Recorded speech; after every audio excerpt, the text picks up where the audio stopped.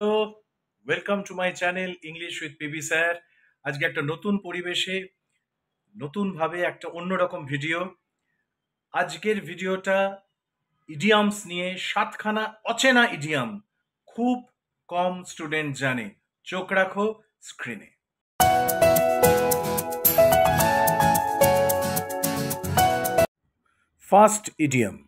First idiom হচ্ছে God's ape. God's ape মানে কি দেখো, a person who pretends to be good or wise but is actually foolish আর wicked. এমন একটা লোক যে ভান করে সে খুব ভালো এবং যথেষ্ট জ্ঞানী, কিন্তু অ্যাকচুয়ালি খুব খারাপ এবং বোকা মানুষ। Example, he acts like a saint in public but in reality he is a God's ape full of deceit and pride.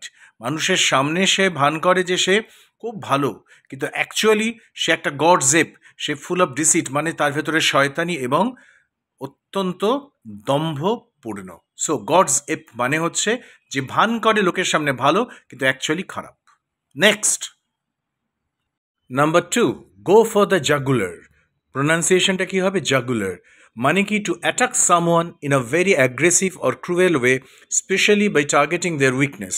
কোনো মানুষকে খুব খারাপভাবে আক্রমণ করা, বিশেষ করে তার দুর্বলতার সুযোগ নিয়ে বা দুর্বলতাকে আক্রমণ করা।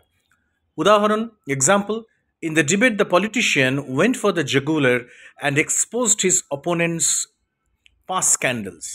পলিটিক্যাল ডিবেটে অপোনেন্ট কি করেছে, তার অপোনেন্টকে মানে পলিটিশিয়ান কি করেছে, তার প্রতিপক্ষের যাবতীয় পুরনো কুৎসা সামনে এনে দিয়েছে। সো তার দুর্বলতাকে আঘাত করেছে, করে তাকে আক্রমণ করেছে। So he went for the jugular. Clear? Next one, number 3, gall and wormwood. Gall and wormwood কি মানে? Something that causes deep bitterness or resentment. যে জিনিসটা অত্যন্ত তিক্ততা তৈরি করে, মনোমালিন্যের কারণ হয়, সেটাকে বলা হয় gall and wormwood. Example, losing the job to his rival was gall and wormwood to him, he couldn't forgive it. তার নিজের প্রতিপক্ষর কাছে নিজের কাজটাকে হারিয়ে ফেলা এবং সেটা যেন তার কাছে একটা এমনই একটা অপমান, এমনই একটা তিক্ততা তৈরি করেছিল যে সে এটা কোনোদিন ক্ষমা করতে পারেনি। সো গল অ্যান্ড ওয়ার্মউড মানে হচ্ছে যে বস্তুটা তোমাকে অত্যন্ত কষ্ট দেয়, তিক্ততা তৈরি করে এবং প্রতিপক্ষের সঙ্গে বা অন্য মানুষের সঙ্গে একটা বিটারনেস সৃষ্টি করে। Okay, next one, number 4, go for a song. কি মানে? To be sold at a very low price. মনে রাখো, খুব কম দামে বিক্রি হয়ে যাওয়াকে বলা হয় গো ফর এ সং। সত্যিকারের যে ভ্যালু তার থেকে কম দামে। For example, I bought this antique table at the market, it went for a song. It went for a song মানে এই অ্যান্টিক টেবিল যেটা আমি মার্কেটে কিনেছি সেটার অ্যাকচুয়াল দামের থেকে অনেক কম দামে আমি পেয়েছি। সো দামের থেকে কম দামে যদি কিছু বিক্রি হয় তাকে বলে it goes for a song. Next, number 5, go belly up মানে কি? To fail or go bankrupt, especially in a business. কোনো একটা ব্যবসাতে, বিশেষ করে কোনো ব্যবসাতে যদি তুমি ফেলিওর হও, অসফল হও এবং তুমি কমপ্লিটলি কপর্দক শূন্য, অর্থাৎ তোমার সমস্ত টাকা পয়সা শেষ হয়ে যায়, তাহলে আমি বলবো go belly up.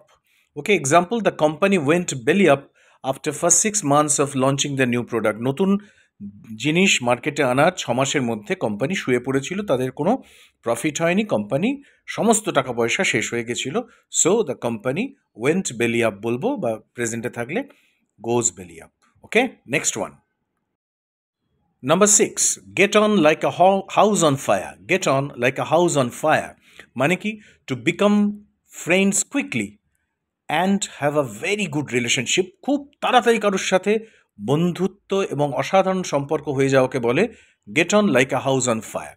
They met at the seminar and got on like a house on fire within minutes. হয় না আমাদের জীবনে, কারোর সাথে দেখা হলো, খুব তাড়াতাড়ি বন্ধু হয়ে গেল, সম্পর্ক ভালো হয়ে গেল, তখন আমি বলবো we got on like a house on fire.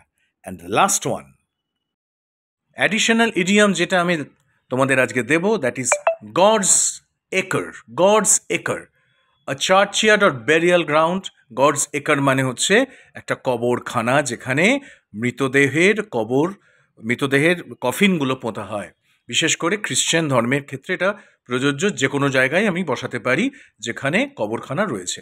So his ancestors was laid were laid in rest in the quiet God's acre behind the village church. Village church-এর পিছনে তাদের পূর্বপুরুষরা শুয়ে আছে। সো গডস একর মানে কবরখানা, বেরিয়াল গ্রাউন্ড। অন্য জায়গা থেকে করেছি, অন্য ফরম্যাটে করেছি। তোমাদের ভালো যদি লাগে, মনে যদি হয় যে হ্যাঁ কাজের কিছু ইডিয়াম শিখেছি যেগুলো সবসময় সব বইতে নেই, শেয়ার করো, কমেন্ট করো, দেখতে থাকো। Thank you.